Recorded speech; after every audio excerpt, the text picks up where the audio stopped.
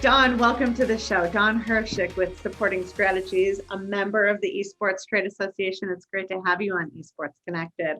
How are you? I'm great, Megan. Thanks for having me today. It's a pleasure to have you. Tell us a little bit about Supporting Strategies. So, supporting strategies brings order to chaos by providing bookkeeping through controller level services to both for profit businesses and nonprofits. It's always great to have a trusted resource like yourself. I've heard so many great things over the years, and I've known you for a few here in Chicago. Yes. And the one thing that always sticks to me is that it feels like you're part of the company without being full time in the company. And I thought that that was such a great description. Tell us a little bit about what you do and how you create that for your clients. Yeah, and it is important to me as the owner, and I appreciate you giving me that feedback because I don't always hear that the further away I get from, the clients. But we do try to instill in our team members that they are part of the team for their client. And it almost happens naturally for them because they're working so closely with the clients, answering questions. They do become part of their company and they build those relationships because they have to have a trust in what our people are doing with them and for them. And that's why I think it just kind of comes about just because of the nature of who we hire to do that work. What do you think the trends are? Are people outsourcing bookkeeping? Talk to me about that a little. Yeah, I think they are. Part of it was because of COVID when everybody had to lock down and figure out how to work from home, right? Even before that, we've always been a virtual company. So it's not new to us to do the work remotely. When we first started this business 6 years ago, people were reluctant, some of them, because they thought they had to have somebody in their office doing the bookkeeping, handing them receipts, things like that. But that's not the case. And I think it's not just bookkeeping. I think a lot of people are figuring out if they don't need a full time marketing person or even an attorney, they can outsource the business or work with a fractional person that doesn't have to be on site with them. Mhm. What is your ideal client? So, an ideal client for us is a business owner who is in growth mode. They see their business just taking off, or they really want their business to take off and they're stuck because they have so much on their plate.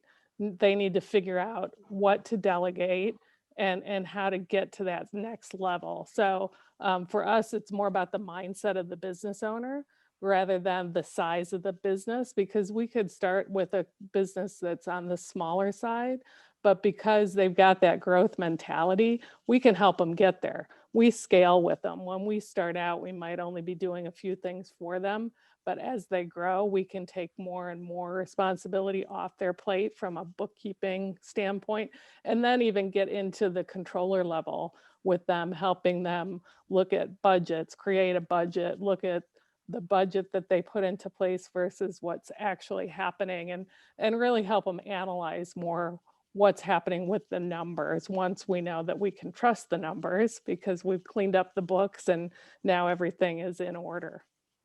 So tell me a little bit about that process. What's first? So the first thing we do is a review of their current process. We look at the books. There might be some cleanup that has to be done, especially if either the business owner or someone who didn't have an accounting background was doing the bookkeeping, which is fine. But the people that we hire are professional. They've been working in the accounting field for 10 plus years, so they really understand what it needs to look like from an accounting standpoint. So that's the first step is just to review everything that's in the books, figure out if there are things that need to be cleaned up or caught up. Sometimes things get pushed to the side, so things are not getting entered when they should. And so we want to make sure that we have a good starting point to clean things up and then going on have a nice streamline. We set up procedures for them so that it's, everything is consistent on a month-to-month basis. Nice. So you meet with your client, you review what they're currently doing. What are you seeing that has been the most impactful over the last 6 years? Because I know you have a lot of clients and I've heard great things, and we're so glad to have you as a member. Where's the need? You know, there are a lot of needs. I Okay. think the biggest one, again, going back to that owner who really wants to grow their business, right? And having that understanding that you have to find good people to help you on your journey, right? You as a business owner, you might start out doing everything, right? Because it's your baby, but Mhm. you need to start delegating pieces that you're either not good at or you shouldn't be spending your time on. So that, I think, is probably the biggest reason that people come to us, because they are interested in finding help for those different areas that they are either, again, are not good at or just don't want to spend time doing it. They want to spend time growing their business, finding clients, whatever, key piece is to their revenue. They want to spend time doing that, and they can find us to help with the accounting and the back office. For your clientele, what's the amount of time that these people, say a client per se, would be spending with you and your team? Yeah, so an average client is probably 5 hours a week of work that we're doing with them. We have clients that are maybe 4 hours a month. And then we have clients that are a lot higher than that, maybe 10 to 12 hours a month. So there's a wide range of from hours that we spend with the client. We're always available for them. That's another thing that we really try to instill in our team members, that this is not an evening or weekend job. They really need to be responsive to the client, answer questions. There are very few accounting emergencies, but sometimes you need an answer. If you're going to the bank to get a loan, or, for instance, the PPP loans or SBA, all of that came into play last year. We needed to help our clients get everything in order so they could apply for that money. Hmm. Yes. And is there certain softwares that you prefer? I remember when we went from QuickBooks as a platform to QuickBooks Cloud, and things got much easier.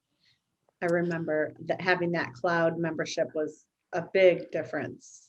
Yeah, yeah, that speaking of trends, I think you're seeing more and more companies moving to cloud-based systems. And for us, the majority of our clients are either already using QuickBooks online, or we will set them up with that if they don't have an accounting platform. But it's not the only platform that we use. We have some very large clients that are using some more robust systems, or it might be a system that's key to their industry, but QuickBooks is definitely the big one that people are using. They're more familiar with. But yeah, definitely the cloud-based, because we are a remote industry. And again, you're seeing more and more people move to that model.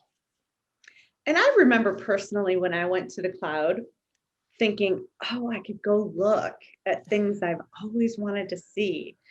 And I remember getting access, and then I remember going and looking, and I was like, this isn't any more interesting than it ever was. But you had access to it no matter where you were, right? So Well, that's yeah, I did not have access till I went to the cloud.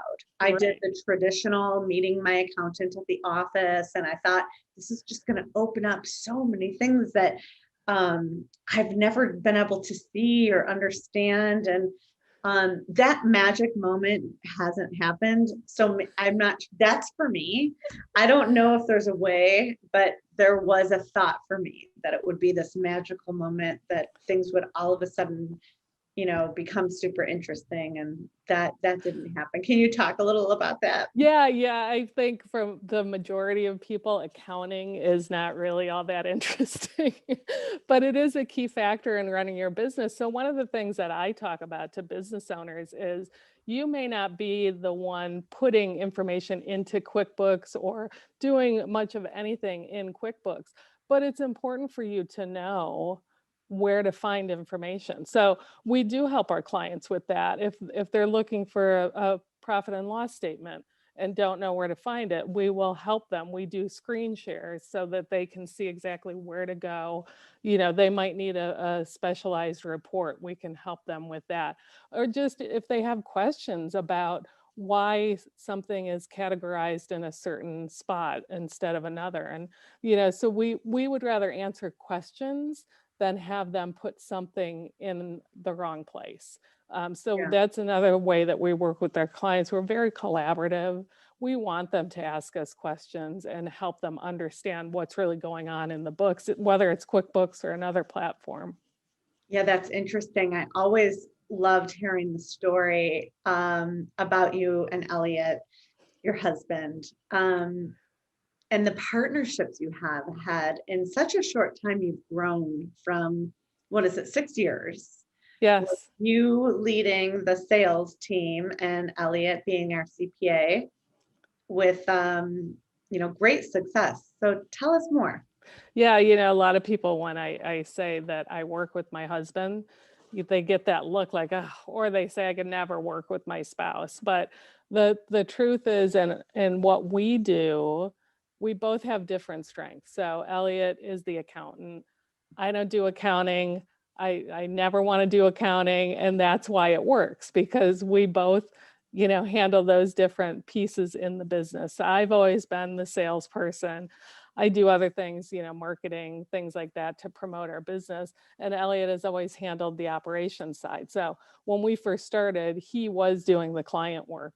And as we've grown to now 16 employees, Elliot keeps elevating himself to where now he's managing the managers who are then overseeing the work of our associates. So that's how we've been able to build our company. And we pretty much stay out of each other's way, right? I don't tell him how to handle the staff. As a matter of fact, I don't interview. I don't tell him when he should hire people or any of those things. And he pretty much lets me do what I do, which is bring in the clients. Now, I know you're local here in Chicago. Can you tell me a little bit? Do you also provide your services virtually through the nation and or Yeah, globally? again, being a virtual company, it doesn't matter where the clients are. As a matter of fact, our employees are remote. We have some in Illinois, but we're also in 6 other states. The key is finding the right people with the Mhm. right talent. And so that's why we're spread out. And it doesn't matter, again, where the client is because we can get the information we need from them and do good work. Isn't that great? You know what else I thought was interesting is that Elliot's a CPA and he manages 16 staff members, or you and Elliot, but you also bought a franchise. Tell me a Yes. little bit about that and how that infrastructure. Yeah, and we decided to go the franchise route because yes, even though Elliot is an accountant, he passed the CPA exam, he could have started his own practice, but we just in our minds going the franchise route made more sense to buy into a system that was proven. They have a great business model. They had things laid out for us that we didn't have to then recreate. So it's kind of like why reinvent the wheel when somebody else did it? And so there are a lot of pros to buying a franchise versus starting your own business. So, but that was the main reason, the fact that we could both run the business together.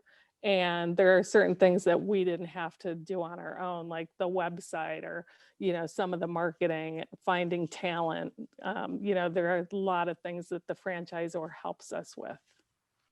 That's fantastic. There's a lot of buzz around franchises in our space right now. Oh, So I think that it's interesting to hear that you are a franchise bookkeeping accounting firm that is your virtual accounting department. And I would imagine if people were interested in purchasing a franchise, would they lean on you for that too? Or does accounting or bookkeeping come with when you purchase a franchise? You know, the other franchise owners that I've come across, whether it's a restaurant or some other type of business, typically the franchisor does not provide bookkeeping.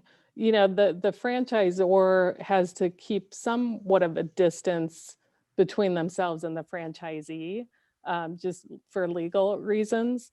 Um, there might be some franchises out there that provide a specific platform for them to use, but they don't necessarily dictate, who the vendors are or things like that, unless it's a huge franchise like McDonald's. Um, but I'm always happy to talk to people who are thinking about buying a franchise, just to, tell them about my experience and help them think through whether or not it's a good decision for them. That's great. I'm seeing a lot of people getting into, should I start a land center or purchase a franchise of a land center? That's just one of the trends in our space right now. I'm seeing a lot of that.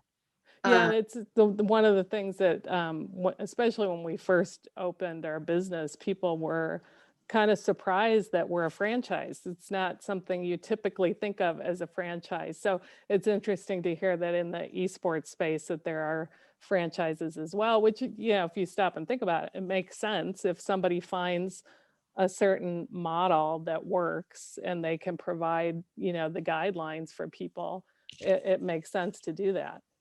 yeah, they're almost doing like the new libraries. Mm. The kids, it's so great because a lot of the kids, I will even say K through 12 are at home learning. Right. They need to get out and be with other kids. So these land centers are making this great splash through the nation. And they're also partnering with the schools Oh. to create camps and all sorts of events and activities for the children. Yeah, I think So that's a great idea because it's always been key to help kids find places to spend their time, right? So they're not exactly. getting into trouble or hanging out with the wrong people. So that's a great idea. It is. It's really been helpful, and these kids learn all sorts of really neat things, and then they're also getting that time with each other that Yeah. is so needed Yes. Yeah, beyond especially just now. Right. exactly. Right. So it's just exploding. These are going up all over through the nation. So I think that that's a special niche that you have, being that you are franchising bookkeeping accounting department virtually for people, and you understand. Yeah, and I have talked to several people, not just sometimes people will come to us who are thinking about buying a supporting strategies franchise, but overall, because we do have experience, we went through that process of researching and figuring out, does this make sense? Is it a good idea? So I not only do I love talking to people looking at franchises, I just love talking to people, but especially business owners, right? Because I'm in that same boat and I just love to hear the stories of why did you start the business, or why, like you're asking me, why did you buy this franchise, and just learning about all these different industries and different things that are out there. It's fascinating to me. It is. And that, that's what this show is about, is just us getting connected with each other and having a more in-depth look at, who are you and as a member, and what do you bring, and how can we collaborate and work together? So that's been the motivation behind, Esports Connected, is just getting to know each other and working closer. This industry has been, you know, really special that I'm not sure how many people that you've met yet and talked to. I know you've only been a member for maybe a month or two. Yeah, maybe a month. No, so I haven't had a chance to talk to many people, but I know it's something that has just been exploding over the last few years. So I think you're going to see more and more people get into esports. So again, I'm just looking to learn from them and Mm. learn more about the industry, those types of things. Well, yeah, you've done a terrific job with purchasing a franchise with you and your husband that you can both work together. What did you do before supporting strategies? I worked for a multinational automotive company for 29 years. I was with that company and it was fine. It was a good job. But something changed within that company where they were relocating my job and I didn't want to relocate with the job. So it really made my husband Elliot and I sit down and have a discussion about, okay, what do we want to do? Right? I could have stayed with that company and just gone on the same, but there was something that just kind of spoke to us to say, let's look at something else. And that's how we ended up here. Eventually, I was actually introduced to a franchise coach who talked to me several times and brought supporting strategies as one of the franchises to look at. And the more I researched, the more I liked it, the more I saw that Elliot and I could do it together. And it kind of fulfilled dreams that we both had. He was looking at maybe working in an accounting firm and then buying the practice. I've always wanted to have my own business. So here we are. Wow. And one of the things that I've always enjoyed about you over the years and seeing you at different events is I can even attest that I thought you were the CPA. Just being there, like and here you are, you're the face of the organization. And I like that you're like there to represent, but you're not selling. Oh, thank you. I appreciate that. Yeah, it is something that people get taken aback by when they find out I'm not a CPA, I'm I not an know. accountant. But again, I love to talk to people. So my main role is to find clients that we can help. But once the client comes on and starts working with us, the team takes over, right? And I love our team. They're so capable. They're so great at what they do. I have no problem going out talking to people about what they do and how we can help. But I also tell people that even though the team is their main point of contact, I'm always available. I'll get an email or a phone call from a client who maybe I haven't talked to in months, but maybe there's some issue or they just want to call and say what a great job the team is doing and they're just so happy that they found us. So I love calls like that too. So I've heard a lot of buzz about your boot camp events. Yeah, so we host, it's called the Business Fundamentals Boot Camp. And the idea behind it is to help educate business owners. So we find great speakers all around. They could usually the local community, but again, when we do the webinars, they can be from anywhere. The key is to find great topics that business owners need to know more about because a lot of business owners don't know what questions to ask because they've never run across something before. So when it comes to HR, business might start out with just the owner. And then when they start hiring employees, they're not sure exactly what to do. So we have HR specialists that can talk about that transition. We have legal experts, either, employment lawyers or other lawyers that talk about different things that you need to make sure that you're doing in your business so that you're covering your assets and making sure that everything is above board. It's just a great way for people to learn more. And then they can reach out to the speakers after the fact with more questions and find out what they need to know. Even if it's, they may have an attorney that they work with already, but the attorney that's speaking at our boot camp might bring up a thought.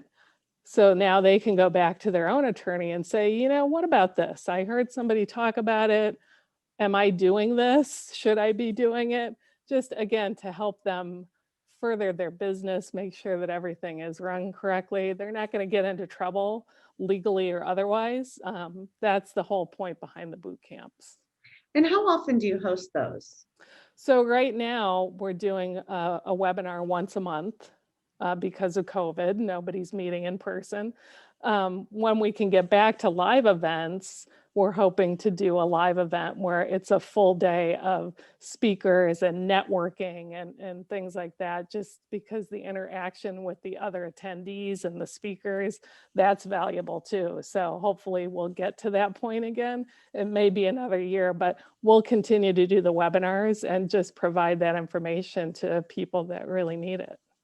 So tell me a little bit more about your products and your services that you offer.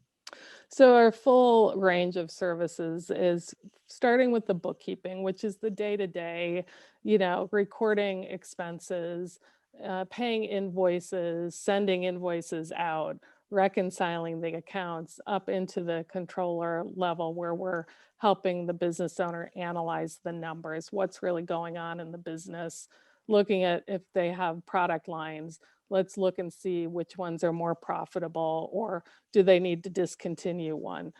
So those are the kinds of services that we really dig in and help our clients with. That's great.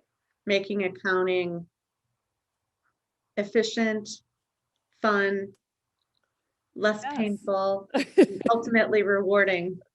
That's right. One of the things when clients start working with us, they just have this lightness about them because they know that the people that they're working with, they've got it, that they don't have to worry about, getting that bill out or doing those things that they used to worry about because we're handling it. And so it just gives them that feeling like, "Oh, okay, now I can go concentrate on this, whatever is important to them, even if it's, going to play a game or spend time with their family. It's not always, spending more time on the business. Sometimes people need that time to decompress. And that is another thing that we try to help our clients with. I think it's great. I mean, who would have thought a virtual accounting department? Yeah, I agree. So, Dawn, tell me, how do you find your accountants? So that's a great question. We do get some help from our franchisor, who they will place ads and do a lot of the vetting. So minimum, we look for somebody who has a bachelor's degree in accounting or a related field. Some of the people that we end up hiring have a CPA certificate or a higher level degree. A lot of the people are stay-at-home moms who, worked in an accounting firm, stepped out to raise their family, but now they want to get back into working, but not necessarily that full-time grind of, going to the office or, trying to manage everything because we provide part-time flexible jobs for them. So it's a perfect fit. The other thing that we find are people who have had a long career in accounting. We're talking 20, 30 years, who now want to step back, but again, don't want to stop completely. Very knowledgeable, skillful people that we get to work for us because we offer them flexibility. So it's just a great fit for us and our clients. They get so much knowledge. These are not people that are right out of school who just passed the CPA exam. They have life experience working in a variety of industries. And again, it was one of the things that really drew me to this franchise, the fact that we can offer those types of jobs, not just to stay-at-home moms, but stay-at-home dads, people who are on the other side of their career. So it's just a great fit for all of us. When we can find those people, they find us, and the client benefits. Love that. So, it's interesting because I know a lot of startups don't want to put accounting in their budget. So tell me why they should. Yeah, and I get that, right? As a business owner, I understand money is tight, especially at the beginning. And for startups, they're constantly thinking about that. But for the bookkeeping piece, again, if you think of it as the foundation of your business, it really is an area that you should look at delegating. And the way we work with our clients, at the beginning, there probably isn't a lot of bookkeeping work to do. So our cost with them is minimal.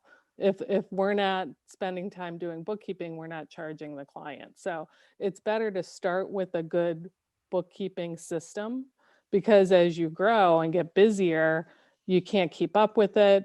Now you know everything is in place and we can grow with them. So the busier they get, the more we take on, and again, kind of scale up with them or scale back with them, whatever is happening in the business, we pay attention to that and help them. And we talk to them about, what's happening and why we might be spending more time doing something with them so that they can talk to us about their budget and just stay within a certain budget if need be.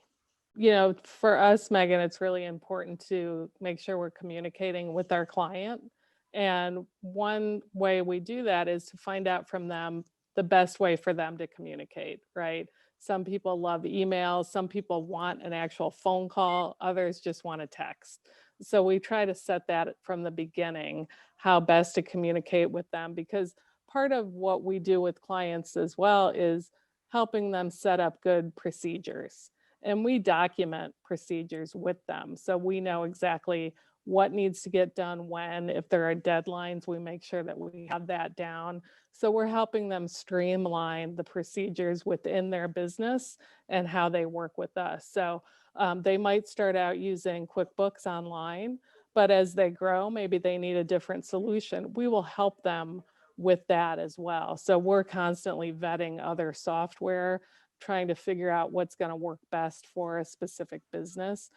So that's also part of what we do with our clients, especially after we get to know them and their business. We've got a handle on the accounting piece.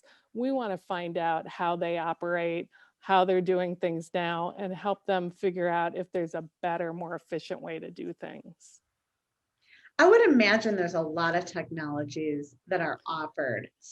Can you tell There me a little bit about some of your technological trends in the accounting and bookkeeping industry? Yeah, so obviously we've talked a lot about QuickBooks. That's just the monster in the room.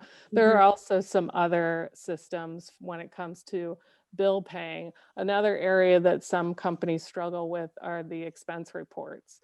There's software to help with that, time tracking for employees. And there's different time tracking solutions. Some people, they have people who are either working remotely, always in the same place or in an office. That's pretty simplistic. Other businesses, like a construction business, might need something that has kind of a GPS piece to it so they can see when an employee has gone to a job site, different things like that. So we help them figure out what software works for what pieces of their business. They might be using 5 different softwares that are all connecting to each other. And again, it just goes into the efficiency when they're running their business to make sure that everything is all connected and they can see the numbers from all those different pieces coming together. One of the reasons why I thought that you would be such a great fit here as a member is the franchise component that your accounting firm is in. And I am fascinated with the training that your team receives. Can you tell us a little bit about that? Yeah, so the people that we hire, again, they come to us with a lot of experience in different platforms, but you're right, there might be a certain software that they're not used to, they've never worked with.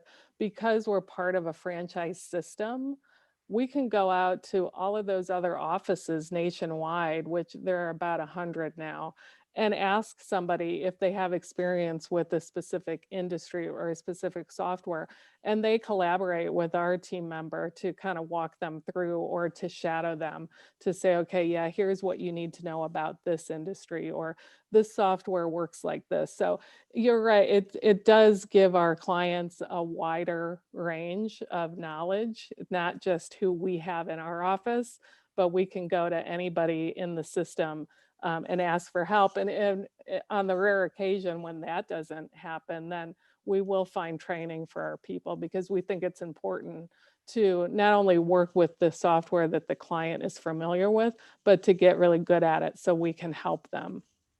So the very first thing we would do with any new client, Megan, is we set up a kickoff call.